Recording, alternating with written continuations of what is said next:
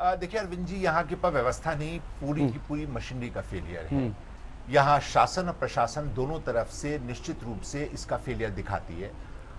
कुछ बातें जो है बड़े मूल प्रश्न है। ये कहा जा रहा है कि एलआईयू जो है वो ये नहीं बता पाई कि अंदर कितने असलहे थे, किस प्रकार के वहां हथियार मौजूद थे।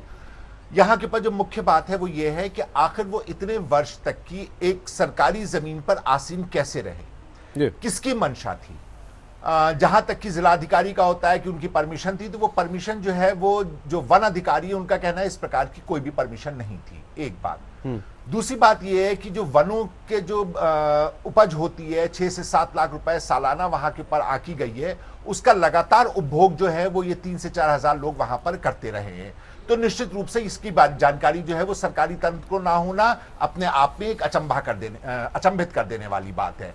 तीसरी बात यह है कि जो रामवृक्ष यादव जी वाला जो पौधा है, ये 2.5 साल पहले लगाया गया और इसको हर तरह से सींचा गया है। इसको शासन और प्रशासन दोनों ने सींचा है और इसकी सिंचाई की हद ये थी कि समाजवादी पेंशन तक की इनको प्राप्त हो रही थी। तो जब समाजवादी पेंशन उनको प्राप्त हो रही थी तो ये नहीं कहा जा सकता है कि वो वहां के ऊपर मतलब शासन को नहीं मालूम था कितने सालों से है, प्रशासन को नहीं मालूम था कितने सालों से है। ये भी नहीं संभव है।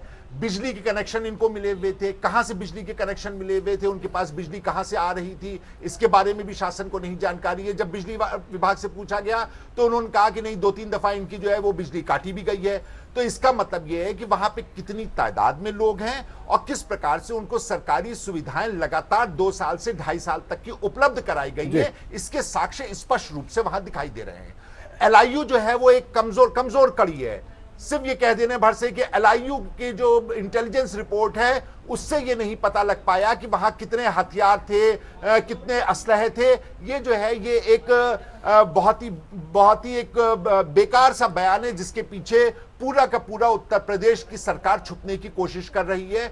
निश्चित रूप से जो 2 हमारे जवान शहीद हुए हैं उनके प्रति कांग्रेस जो है वो अपनी श्रद्धांजलि अर्पित करती है। निश्चित रूप से उनकी जो उनका परिवार है उसकी प्रति संवेदना व्यक्त करती है और साथ ही साथ ये बात पूछती है कि आखिर कब तक उत्तर प्रदेश सरकार जो है वो अपने इन पुलिस कर्मियों की शहादत लेता रहेगा।